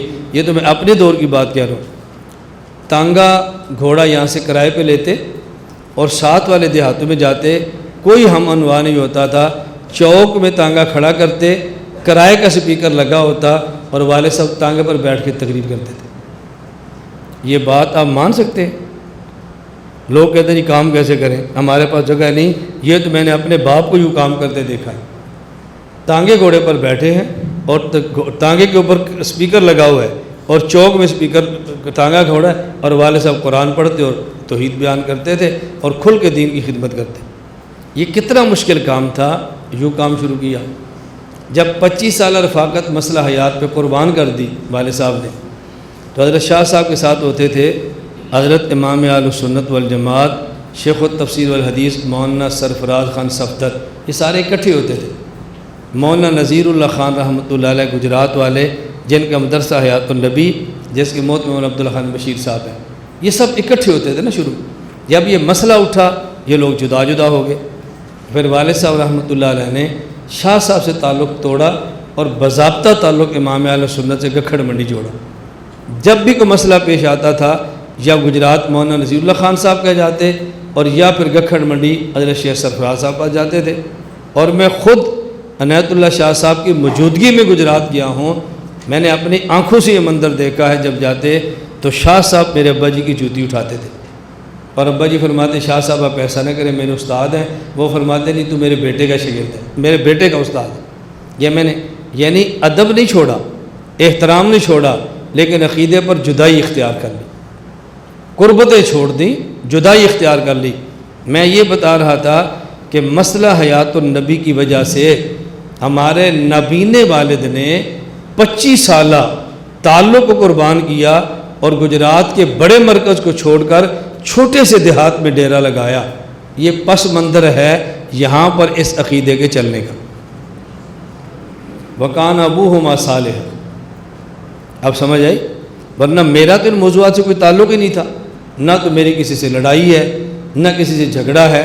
آپ نے یہاں دیکھا ہی ہے، کوئی آپ نے کوئی بریلوی دیکھا ہو، غیر مقلد دیکھا ہو، ہمارے علاقے میں اختلاف کچھ بھی نہیں۔ مجھے خود ساتھی پوچھتے کہ آپ نے کیسے کام شروع کیا، میں نے کہا میرے کام کرنے کی کوئی وجہ ہی نہیں ہے، بس والد نے قربانی دی تھی، وہ دنیا سے چلے گئے، اللہ نے ان کی جگہ پر ہمیں کام کے لیے قبول فرما لیا۔ اس کے علاوہ کوئی وجہ مجھے سمجھ نہیں آتی، نہ کسی میری ٹکر ہے، نہ کسی میرا جھگڑا ہے، نہ ہمارا کسی سے پھڈا ہے۔ بس اللہ نے رخ بنا دیا کہ یہ کام کرنا چاہیے، اللہ نے مسئلہ سمجھا دیا، مسئلہ سمجھانا چاہیے، رخ بھی مل گیا، اور اللہ نے عقائد پر شرح صدر بھی عطا فرما دیا۔ یہ ہے وکان ابوہما صالح۔ اب اللہ نے کام لینا تھا، ہوا۔ ایک وقت آیا مجھ پر کیس ہو گیا، میں جیل میں چلا گیا، اور حالات ایسے شدید ہو گئے کہ مجھے پورا یقین تھا کہ یا میں نکلوں گا نہیں، اور نکل گیا تو شاید میں زندہ نہ رہوں، اگر رہا تو میں اس جگہ پہ نہیں رہ سکتا، حالات بہت خطرناک ہیں۔ میں نے جیل کے اندر سے مختار نامہ باہر لے کر بھیج دیا کہ ہماری زمین کو بیچ دیا جائے، تاکہ جب میں باہر ہوں تو میرے پاس پیسے موجود ہوں، اور ہم یہاں سے نکل کر کسی اور جگہ چلے جائیں، یہاں ہم نہیں رہ سکتے۔ اللہ کی شان، کوشش کے باوجود بھی یہ زمین نہیں بکی، کوشش بھی کی لیکن زمین پھر بھی نہیں بکی۔ اللہ نے یہاں سے کام لینا تھا۔ ہمارے والد صاحب کے 2 بھائی تھے، ہمارے دادا ابو کی زمین شہر کے اندر بھی تھی، پلاٹ لیا میں بھی تھی، اور یہاں جو ہمارے دادا ابو کی زمین ہے وہ 25 ایکڑ 25 ایکڑ 25 ایکڑ 75 ایکڑ ہے۔ 25 ایکڑ کا ایک مربع ہوتا ہے، 3 مربع زمین، 2 مربع گاؤں سے بالکل اس طرف ہے، اور 1 مربع سڑک کے اوپر ہے۔ ان میں سے 1 مربع ایک بیٹے کو دیا، 1 مربع ایک بیٹے کو دیا، 25 ایکڑ۔ اب والد صاحب کو 25 دینی چاہیے تھی، تو دادا ابو نے ہمارے والد صاحب کو زمین دی ہی نہیں، بس 2 بیٹوں کو زمین دی۔ تحصیلدار نے کہا بھی تیرے 3 بیٹے ہیں فتح محمد، تو اس کو بھی زمین دے۔ اس نے کہا وہ نبینہ ہے، وہ زمین کیا کرے گا، اس نے کرنی کیا زمین؟ بھائی پڑھاتا ہے، قرآن پڑھاتا ہے، کھانا شانا کھاتا ہے، بس کیا کھائے گا، مر جائے گا، اس نے زمین کیا کرنی ہے؟ نہ بیوی، نہ بچے، نہ ضرورت، کیا کرنی ہے؟ تو پھر تحصیلدار نے اپنی ثوابدید پہ کہا کہ نہیں، کچھ زمین اس کو بھی دے دو۔ پھر ہمارے اس مربع میں سے یہ 4 ایکڑ ادھر ہے جو بکی ہے، یہ ایک چچا کو دی، 4 ایکڑ اس میں سے ایک کو دی، اور 17 ایکڑ اس نے ہمارے باپ کو کچھ تھوڑی سی زمین دے دی۔ نبینہ ہے، کچھ تو ہونی چاہیے نا۔ پھر آپ شاید اس بات کو نہ سمجھیں، میں نے اپنے بچپن میں یہ بات دیکھی ہے، اب ہماری پیدائش سے پہلے کیا حالات ہو گئے آپ خود غور فرمائیں۔ ہمارے بچپن تک کے حالات یہ تھے کہ لوگ سڑک کی زمین نہیں لیتے تھے، سڑک سے دور کی زمین لیتے، جو سڑک کی زمین ہے نا وہ نہیں لیتے تھے۔ چوری ہوتی ہے، بسیں ہوتی ہیں، نقصان ہوتا ہے، ان کو جٹ زمینیں لیتے نہیں تھے۔ تو ہمارے دادا ابو نے جو سڑک سے دور تھی وہ چچاؤں کو دی تھی، اور جو سڑک والی تھی وہ نبینے کو دے دی۔ یہ اس کے حوالے کی اس کو دے دو جو کوئی نہیں لیتا۔ تو یہ وہ زمین ہے جس کو کوئی نہیں لیتا تھا۔ اب دیکھو اللہ کے علم میں تھا نا یہاں کام ہونا کیا ہے۔ اب ہمیں وہی زمین سڑک کے اس طرح ملی ہوتی، آپ کے لیے آنا کتنا مشکل تھا، رکھنا کتنا مشکل تھا، رہائش کتنی مشکل گئی۔ اللہ کے علم میں تھا کہ نہیں، اس مرکز کو سڑک کے اوپر بنانا ہے، پارکنگ آسان ہو، پہنچنا آسان ہو، کام آسان ہو۔ یہ میں نے مختصر سا پس منظر بیان کیا ہے۔ اللہ رب العزت نے ان کی برکت سے یہاں پہ کام چلا ہے، اور میں نے خود اپنے نبینے والد کو دیکھا ہے۔ ہم بس پہ جاتے، گاڑی میں کوئی مانگنے والا آتا تو والد صاحب مجھ سے پوچھتے یہ نبینہ ہے؟ میں کہتا جی ہاں۔ آپ اندازہ فرمائیں کہ یہ میرے بچپن کے واقعات ہیں جو آج سے کم از کم 35 یا 36 سال پرانی بات ہے۔ اس وقت 5 روپے کی ویلیو کیا ہوتی ہوگی؟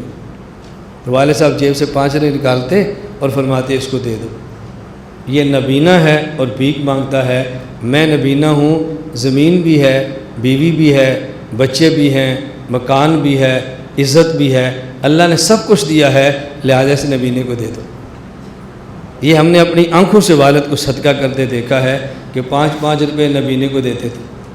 ہم جب گجرات جاتے تو بسوں سے زیادہ اچھا سفر ہوتا تھا ٹرین کا۔ لاہور سے ہم بیٹھتے نہ سرگودا سے تو لالا موسیٰ ٹرین پر جاتے، پھر لالا موسیٰ سے بس پہ بیٹھ کے گجرات جاتے تھے۔ یہ آپ کے علم میں ہے کہ ریلوے پاکستان میں نبینے آدمی کو ٹکٹ معاف ہے، یہ آپ کے علم میں نبینے کو معاف ہے۔ والد صاحب میری ٹکٹ بھی لیتے اور اپنی بھی لیتے۔ راستے میں جب ٹی ٹی آتا نا چیکر وہ آتا تو وہ والد صاحب خود کہتا، اس کو تو نہیں پتہ عالم ہے، ہمارے بچپن میں نبینے کو حافظ جی کہتے تھے نا، یہ تو نہیں پتہ عالم ہے۔ وہ والد صاحب سے کہتا کہ حافظ جی آپ تو نبینے ہیں اور نبینے کو ٹکٹ معاف ہے، آپ ٹکٹ کیوں لیتے ہیں، آپ نہ لیا کرو۔ اب دیکھو یہ ذہن ہوتا ہے جو اولاد میں منتقل ہوتا ہے۔ والد صاحب کو فرماتے کہ دیکھیں یہ ٹکٹ ہمارا اس وقت 2 روپے تھا، 4 روپے، مجھے یاد نہیں ہے جتنا بھی تھا، فرمایا یہ 4-5 روپے ٹکٹ دینے میں مجھے تو فرق نہیں پڑتا، میری خواہش ہوتی ہے کہ میں کچھ نہ کچھ پیسے اپنی حکومت کے خزانے میں ڈالوں، میری خواہش ہوتی ہے کہ میں کچھ نہ کچھ پیسے اپنی حکومت کے خزانے میں ڈال دوں، بس میری خواہش ہوتی ہے میں اپنی حکومت کو مضبوط کروں، ہماری گورنمنٹ ہے نا، ہمیں مضبوط کرنا چاہیے۔ اس حد تک ہمارے والد رعایت کرتے ہیں۔ میں درجہ ثالثہ میں تھا کراچی میں، تو والد صاحب بہت بیمار ہوں، بس وہ ہڈیوں کی تکلیف تھی، درد بڑی شروع ہو گئی، تو خط لکھا کہ آپ آؤ، اور والد صاحب نے کہا جب تک وہ نہیں آئے گا میں آپریشن نہیں کراؤں گا، وہ آئے گا تو کراؤں گا۔ حالانکہ بڑے بھائی 2 موجود تھے۔ میں جب آ گیا میں ہسپتال لے گیا، چیک کرایا، آپریشن تجویز ہوا، میں والد صاحب خدمت کرتا رہا۔ اب والد صاحب بوڑھے بھی تھے، بیمار بھی تھے، تو میں جب گھر سے روزانہ گدے پر بٹھا کر ان کو یہاں مسجد میں لاتا یا ان کا حقہ تیار کرتا، پھر ان کی خدمت کرتا اور پھر ان سے مار کھاتا، پھر ڈانٹ سنتا۔ نبینے تھے نا، اب نبینے بھی تھے، بوڑھے بھی تھے، بیمار بھی تھے، چھوٹی چھوٹی بات پر دل چھوٹا کر لیتے تھے، میں سنتا رہتا تھا، پھر گدے پر بٹھاتا اور شام کو پھر گھر لے جاتا۔ آپ یقین فرمائیں میرے ساتھ ایسے بھی ہوا، میں گھر سے نکلا سڑک کے اوپر، ابا جی مجھے کہتے ہیں نیچے بیٹھ، میں نے تیرے اوپر بیٹھ کے جانا۔ اب بوڑھے بھی ہیں، نبینے بھی ہیں، اندر ایسی عجیب تکلیف ہوتی تھی ان کو، میں نیچے بیٹھ جاتا، وہ کندھے پر بیٹھتے، اٹھ، میں نے کہا میں نہیں اٹھ سکتا، میں کیا کروں، لیکن میں نے کبھی اپنے والد کے سامنے اف نہیں کیا، کبھی نہیں اٹھ سکتا، میرے بس میں نہیں ہے، بس پھر مجھے پکڑ کے لاتے، چلو چلو اب چلتے ہیں، پھر میں یہاں لاتا، پھر ان کی خدمت کرتا۔ اور رات کو بسا اوقات شدید گرمی میں، اس وقت تو ہمارے یہاں پنکھے ہوتے نہیں تھے، ہاتھ والے پنکھے تھے، تو شدید گرمی میں چارپائی پر ہوتے تو والد صاحب رحمۃ اللہ علیہ اپنی قمیص اتار کے ننگا جسم کرتے، قمیص، اور میری قمیص اتار کے میرا جسم ننگا کرتے اور جسم کے ساتھ جسم ملاتے، مجھے فرماتے تیرے جسم میں جسم ملاتا ہوں نا مجھے سکون بہت ملتا ہے۔ اب پتہ ہے ان کو تو سکون ملتا ہے، مجھے کتنی تکلیف ہوتی ہوگی، یعنی آدمی ہو اولا ثانیہ میں بچہ ہو اور گرمی بھی ہو اور بوڑھا باپ یوں کرے، تکلیف کتنی ہوتی ہے۔ میں نے کبھی اف نہیں کی، میں کہا ابا جی کو سکون ملتا ہے تو ٹھیک ہے، والد صاحب کو سکون ملتا ہے تو ٹھیک ہے، میں نے کبھی اف نہیں کی، اللہ گواہ ہے، بس میں یوں والد صاحب کے ساتھ چلتا تھا، علاج میں بھی ساتھ رہا، خدمت میں بھی ساتھ رہا، اور آخر دم تک۔ بس پھر رمضان آ گیا، پھر بہت شدید بیمار ہو گئے، تو میں نے اللہ سے دعا کی، یا اللہ ہمارے والد کو صحت عطا فرما، اگر موت ہی دینی ہے تو رمضان میں دے دے، اگر موت دینی ہے تو رمضان میں موت دے دے، اے اللہ جنت کی موت تو ہو۔ بس اسی رمضان میں غالباً 26-27 رمضان تک والد صاحب کا انتقال ہو گیا، اور اس کے بعد پھر والد صاحب ہم نے یہاں دفن کیا، اب ان کی قبر یہاں پر ہے۔ میں والد صاحب فوت ہو گئے، اب پھر ہماری والدہ تھی۔ دنیا میں بہت مائیں ہوں گی، ہر بندے کو اپنی ماں بڑی اچھی لگتی ہے، لیکن جس طرح میں نے اپنی ماں دیکھی ہے نا، بس ایسی ماں اللہ ہر کسی کو عطا فرمائے۔ صبح اٹھ کے تہجد پڑھنا، 1000 دانے کے تسبیح پر ذکر کرنا، اور پھر قرآن کی تلاوت کرنی، اور ساتھ دودھ بلوتے رہنا، اور پھر دودھ نکالنا، اور پھر صبح سب کو کھانا کھلانا، پھر اپنے ڈیرے پر آنا یا اپنی بھینسوں کا گویا تھاپنا اور یا رہنا، اس کے بعد پھر جانا، اور گاؤں سے لے کر ڈیرے تک راستے میں جتنی غریب عورتیں تھیں، ہر غریب عورت کے پاس روزانہ تھوڑی تھوڑی دیر بیٹھنا۔ یہ میں نے اپنی ماں کو دیکھا، غریب عورتوں کے پاس بیٹھتے رہنا اور ملتے، اتنی غم خوار عورت تھی نا، بس غریب عورتیں ایسے نا فدا تھی ہماری والدہ کے اوپر، حالانکہ بالکل ان پڑھ تھی، سوائے سادہ قرآن کے ایک لفظ پڑھنا نہیں جانتی تھی، بالکل ان پڑھ، یوں والدہ نے خدمت کی۔ اب میں کراچی تھا، والد صاحب بہت ہو گئے، پیچھے والدہ تھی، میں فیصل آباد جامعہ امدادیہ داخلہ لینے رابعہ میں، آپ یقین فرمائیں میں 1 مہینے کے بعد آیا گھر پہ، ہماری بہن بھی نہیں تھی، ہماری بھابھی بھی نہیں تھی، کسی بڑے بھائی کی شادی نہیں تھی، والدہ استنجا تک نہیں کر سکتی، اتنی بیمار تھی، چارپائی سے اٹھنا مشکل تھا، اتنی بیمار تھی۔ میں جمعرات کو آیا تو میں نے کہا امی آپ مجھے بتا ہی تھی بیمار ہے، مجھے خط ہی لکھ دیتی، اتنی شدید بیماری میں بھی ماں کہتی تمہارے آنے سے میں نے ٹھیک نہیں ہونا تھا، میرا دل کرتا تھا میرے بچے کا نقصان ہو، بس تم دین پڑھو، مجھے اسی میں خوشی۔ دیکھو کیسی عجیب ماں ہے۔ اور بچپن میں پھر میری ماں کی خدمت یہ چھوٹے بھائی خبیب نے کی، اس نے ماں کو سنبھالا، بالکل جیسے لڑکیاں سنبھالتی ہیں نا بیٹیاں، یوں اس نے پھر امی کو سنبھالا، اور یوں ہماری ماں نے وہ دکھ برداشت کیے ہیں، میں اللہ کو بتا نہیں سکتا۔ گھر میں آنا، عورتوں کو دینا، صدقہ کرنا، خیرات کرنا، اور ہمارا بڑا بھائی تھا، پہلے تو وہ بے دین تھا، پھر دیندار ہو گیا، داڑھی رکھ لی، زلفیں رکھ لیں، پھر خیر فوت ہو گیا، ہمارا بڑا بھائی تھا، اور اتنا سخی میں نے زندگی میں کوئی بندہ نہیں دیکھا، یعنی کوئی بندہ آئے اور مانگے اس کے کاغذوں میں انکار تھا ہی نہیں۔ اس دور میں جب وہ داڑھی مڈاتا تھا، اور مطلب ہے جو دنیا کے گندے عیوب میں سارے تھے، لیکن سخاوت ایسی تھی، بس جو آیا جو لے جائے، دودھ وہ لے لو، پٹھے وہ لے لو، درخت توڑنا ہے وہ لے لو۔ کبھی ایک مرتبہ میں نے کہا بھائی تم کیا کرتے ہو؟ مجھے کہتے یار تم مولوی ہو، تمہارا اتنا بھی عقیدہ نہیں کہ نیلے چھت والے رزق دیتا ہے، تم کیسے مولوی ہو یار؟ یعنی اس طرح ہمیں بھائی کہتا تھا، تم کیسے مولوی ہو یار؟ بندہ آئے اور اس کو نہ دے، کوئی ہم سے نہیں ہوتا۔ والد صاحب تھے فوت ہو گئے، بھائی تھا فوت ہو گیا، اب بتاؤ ماں کو کتنا دکھ ہوگا۔ مجھ پر کیس بنا، میں جیل چلا گیا، اب ماں کو کتنا دکھ ہوگا۔ چھوٹے بھائی پر کیس بنا، وہ جیل چلا گیا، خبیب پر چلا، یہ بنا گیا، میں سرگودا جیل، خبیب شعیب چھوٹا فیصل آباد جیل، اور اس سے بڑا خبیب ملتان جیل، اور ماں تنہا گھر میں، نہ ہی شوہر ہے اور نہ بھائی ہے۔ اب بتاؤ یہ ماں کیسے زندگی گزارتی ہو۔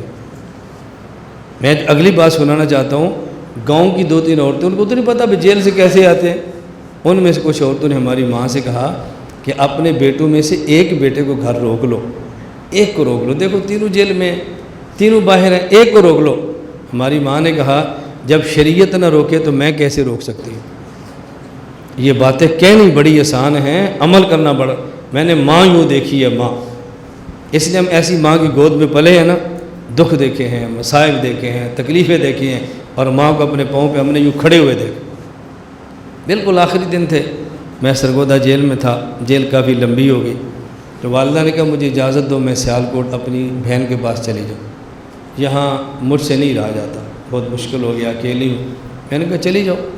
امی سیالکوٹ چلے گی، اس میری شادی بھی ہو گئی تھی، میری ایک چھوٹی بیٹی بھی تھی، تو میں نے بیوی سے کہا تم سیالکوٹ چلی جاؤ، امی کی خدمت کرو۔ جب وہاں گئی میری ماں نے کہا تم واپس جاؤ، تم نے تب آنا ہے جب الیاس ہے، تم دونوں نے اکٹھا آنا ہے، اکیلی کو میں نہیں دیکھ سکتی، تم ادھر ہی جاؤ۔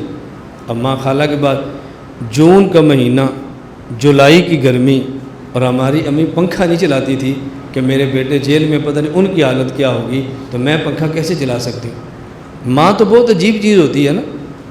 اخیر میرا کیس ختم ہو گیا، والدہ کو فون کیا بھائی نے کہ امی کا کیس، بھائی کا کیس ختم ہو گیا، ماں بڑی خوش ہوئی۔ دوسرے فون کیا، آیا نہیں، کیا اس پر پھر کیس ہو گیا، اور اتنے جھوٹے کیس آپ سوچ نہیں سکتے۔ کیس سے فارغ ہوا، گیٹ سے باہر نکلا، گرفتاری، تھانے میں رات رکھا، صبح پھر واپس کہ باہر فلاں تقریر کی، بالکل جھوٹا کیس، تعلق ہی نہیں میرا ان سے۔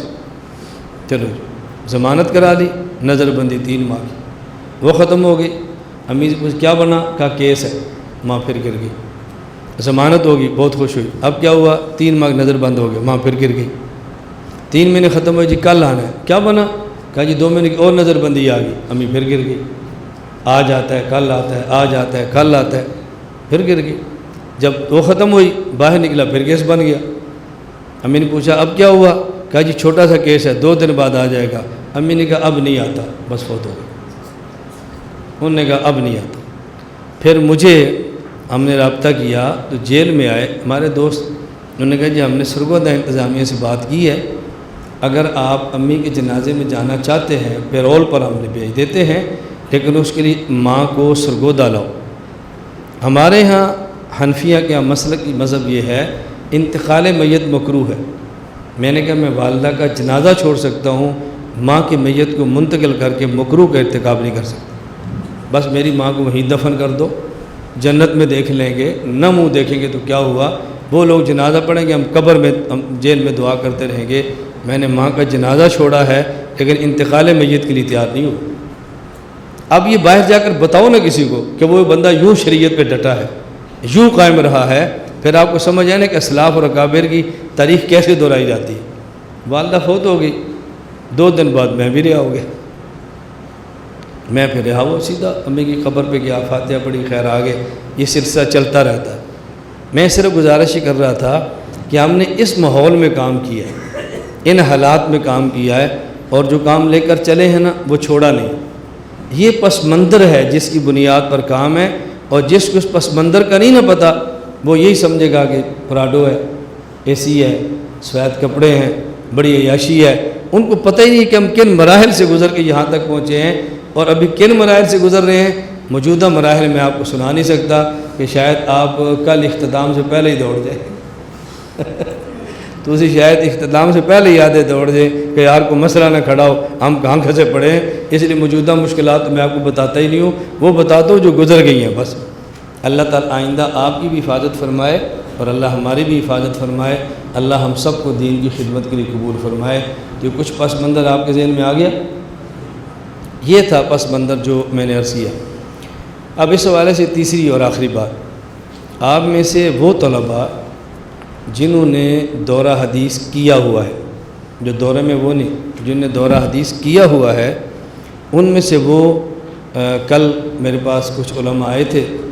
کل میں چناب نگر گیا تو وہاں طلباء نے مجھے چٹ دی کہ ہم چاہتے ہیں کہ آپ ہمیں اجازت حدیث دو۔ تو میں نے کہا میں یوں نہیں دیتا، میری ترتیب نہیں ہے، آپ طلب لے کر آؤ، دورہ حدیث کیا ہو، چل کر آؤ، میں دیتا ہوں، گزرتے گزرتے نہیں دیتا، یہ ہمارا مزاج نہیں ہے۔ پھر ان میں سے 2 علماء آج آئے تھے، صبح سبق پڑھا، ابھی اجازت حدیث لی اور وہ چلے گئے۔ کچھ حضرات مجھے فرمایا تھا، تو چونکہ ہماری ترتیب ہوتی ہے میں نے کہا میں اجازت حدیث دوں گا، نمبر 1 دورہ حدیث کیا ہو، جس نے دورہ حدیث نہیں کیا اس کو نہیں دیتا۔ تو آپ میں سے وہ علماء جن نے دورہ حدیث کیا ہے، اگر ان کا وضو ہے تو بہت اچھا، اگر وضو نہیں ہے تو وضو کر کے آ جائیں، ایک حدیث پڑھ کے میں اجازت حدیث بھی دوں گا، اور ساتھ ہم تحریر بھی دیتے ہیں، لکھی لکھائی سند، وہ بھی آپ کو مل جائے گی اجازت حدیث کی۔ شرط میں نے آپ سے عرض کی کہ دورہ حدیث کیا ہو، باقی کوئی ساتھی اس کے اندر بیٹھے ضرور، سبق ضرور سنیں، لیکن اجازت حدیث صرف ان کی ہوگی جنہوں نے دورہ حدیث کیا ہوا ہے۔ تو وہ وضو نہیں ہے تو وضو کر کے آ جاؤ، اگر وضو ہے تو شروع کرتے ہیں۔ صرف علماء، باقی ساتھی نہیں، اور علماء سے وہ جن کی خواہش ہو، ایسے میں مسلط نہ کروں آپ کے اوپر اجازت حدیث۔ کتاب لیا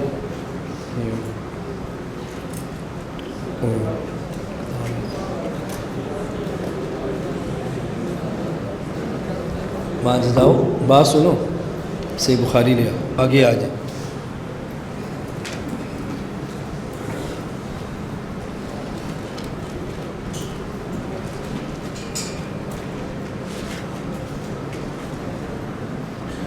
کیا سوچتے ہیں؟ یہ بولنا چھوڑو، اپنا کام کرو، خاموشی سے بھی کام کیا کرو، شاباش جلدی کرو، دیر نہ کرو۔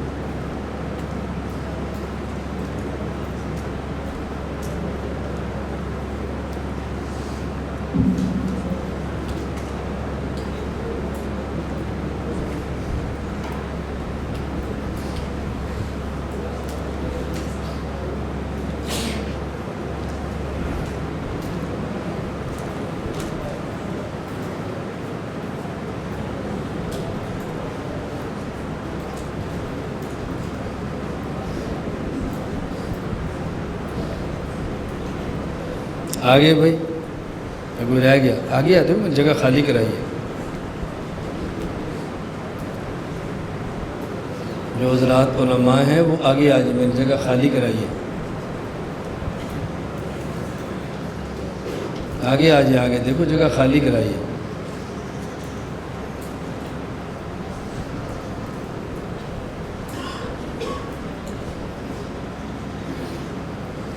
کتاب آنے میں دیر ہے، زبانی شروع کر دیں. صحیح بخاری کی اول حدیث اور صحیح بخاری کی آخری حدیث، 2 حدیثیں سن لیں. لمبی گفتگو تو نہیں کرتے، اجازت حدیث کے لیے کلمات حدیث ہی کافی ہوتے ہیں، شرح نہ بھی ہو تو کوئی ضروری نہیں ہے. توجہ رکھیں آپ. حضرت شیخ سلیم اللہ خان صاحب رحمۃ اللہ علیہ فرمایا کرتے تھے کہ سب سے آسان ترین سبق حدیث کا ہے. کیوں؟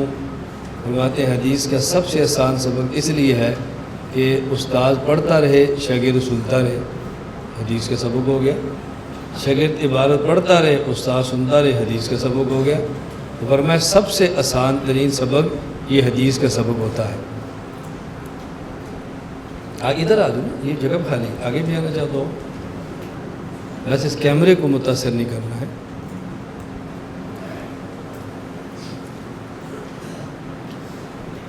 انہوں نے زبانی تو نیت کر لی. میں نے کہا اب میں نے نیت کر لی ہے زبانی.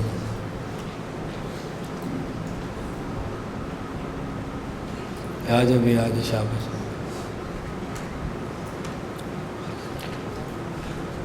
بسم اللہ الرحمن الرحیم. صحیح بخاری کی پہلی حدیث.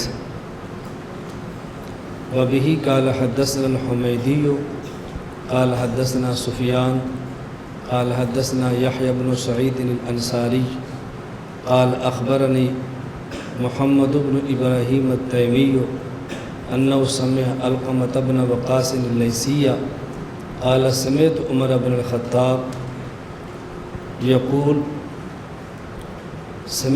یقول علی المنبر قال سمعت رسول اللہ صلی اللہ علیہ وسلم انما الاعمال بالنیات وانما لامرئ ما نوى فمن كانت هجرته الى دنیا يصيبها او الى امرأة ينكحها فهجرته الى ما هاجر الیہ. آخری حدیث ہے بخاری کی. وبہ قال حدثنا احمد بن اشکاب قال حدثنا محمد بن فضیل عن عمارة بن القعقاع عن ابی زرعة عن ابی ہریرة رضی اللہ عنہ وعنہم قال قال النبی صلی اللہ علیہ وسلم کلمتان حبیبتان علی الرحمن خفیفتان علی اللسان ثقیلتان فی المیزان سبحان اللہ وبحمدہ سبحان اللہ العظیم. یہ جو میں نے 2 حدیثیں آپ کو متناً سندن سنائی ہیں، میں ان کا تازہ مطالعہ کر کے نہیں آیا. تو یہ بات اس لیے کہہ رہا ہوں کہ آپ یہ نہ سمجھیں کہ شاید استاد جی سند کو رٹ کر آئیں.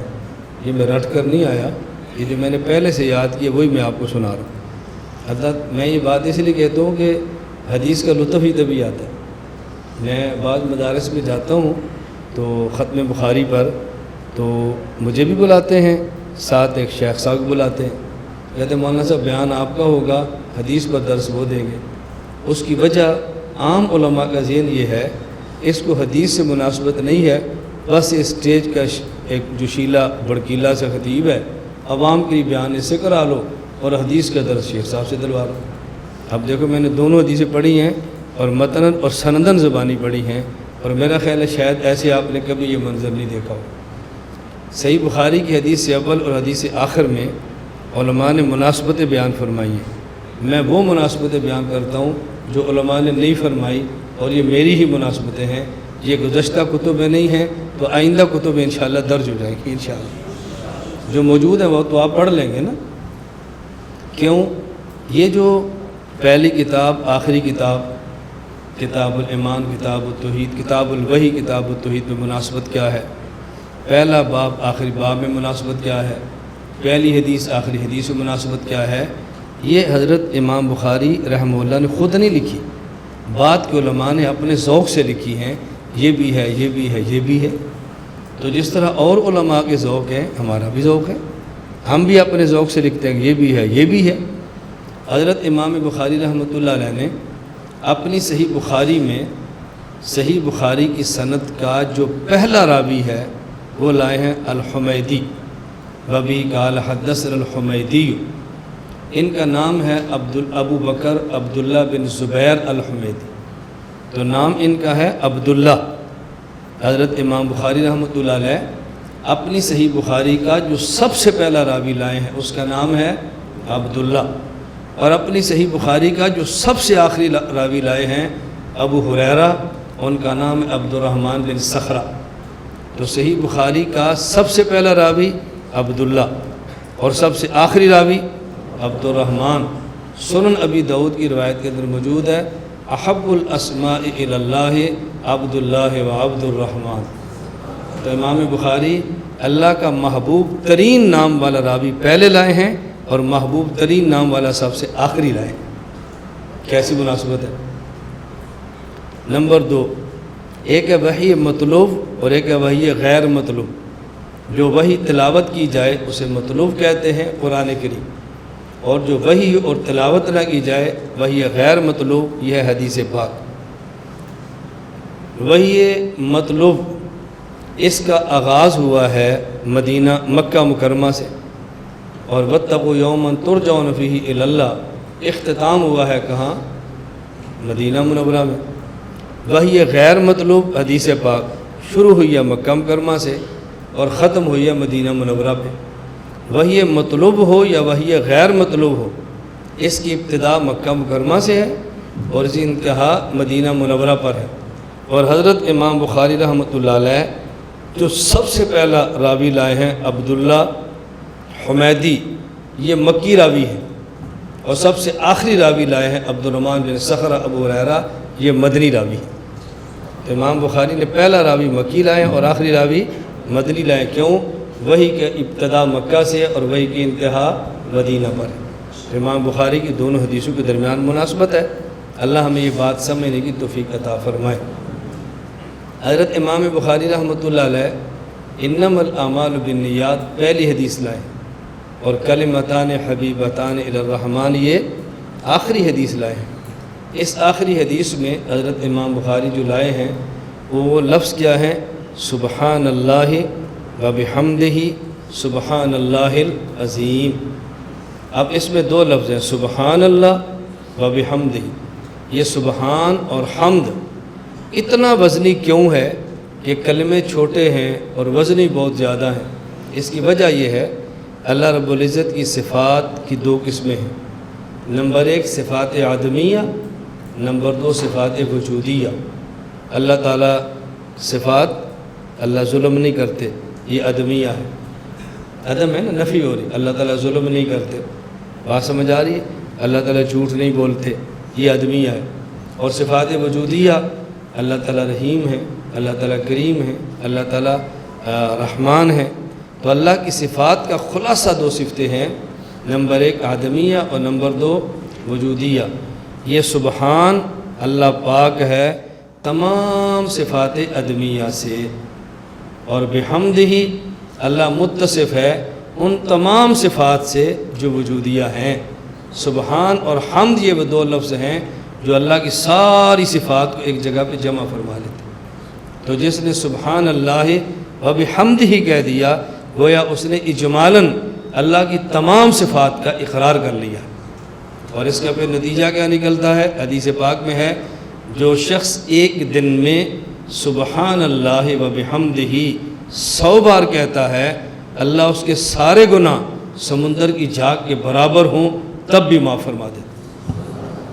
مناسبت دیکھیں نا، کیوں معاف فرماتے ہیں؟ اقرار کیا جا رہا ہے تمام صفات کا، تو پھر تمام گناہ ہی معاف ہونے چاہیے نا۔ یہ حدیث پاک میں ہے۔ میں آپ سے گزارش کرتا ہوں کہ تمام طلباء اس مجلس میں 100 بار سبحان اللہ و بحمدہ تمام پڑھ لیں تاکہ حدیث مبارک پر عمل ہو جائے۔ جو پہلے کیے ہیں وہ تو معاف ہونا، جو پہلے کیے ہیں وہ تو معاف، نیت کے ساتھ سب ایک بار پڑھ 100 بار پڑھ لیں۔ سبحان اللہ و بحمدہ سبحان اللہ و بحمدہ سبحان اللہ و بحمدہ سبحان اللہ و بحمدہ سبحان اللہ و بحمدہ سبحان اللہ و بحمدہ سبحان اللہ و بحمدہ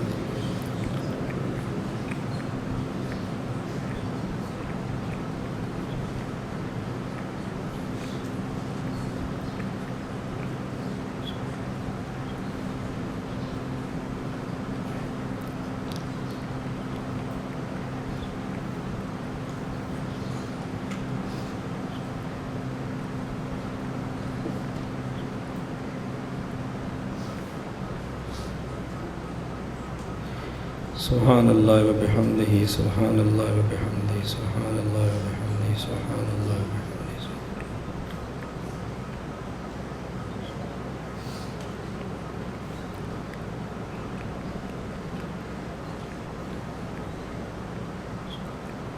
سبحان اللہ و بحمدہ سبحان اللہ و بحمدہ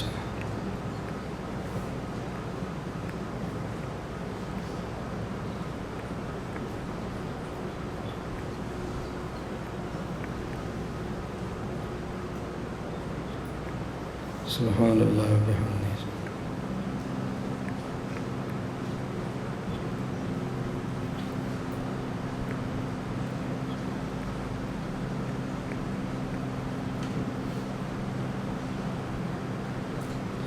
سبحان اللہ و بحمدہ۔ اللہ تعالی ہم سب کو حدیث پاک اور حدیث کا نور عطا فرمائے، اللہ تعالی احادیث پر عمل کرنے کی توفیق عطا فرمائے۔ تو آپ میں سے وہ حضرات جنہوں نے دورہ حدیث کیا ہوا ہے، میں ان کو حدیث کی اجازت دیتا ہوں، جس طرح ہمارے مشائخ نے مجھے دی ہے، میں آپ کو اجازت دیتا ہوں۔ اللہ تعالیٰ اہل سنت والجماعت احناف دیوبند کے نظریات پر مجھے بھی اور آپ سب کو کاربند رہنے کی توفیق عطا فرمائے۔ وآخر دعوانا ان الحمدللہ رب العالمین۔ لا الہ الا اللہ، لا الہ الا اللہ، لا الہ الا اللہ، ما لنا رب سوا۔ لا الہ الا اللہ، لا الہ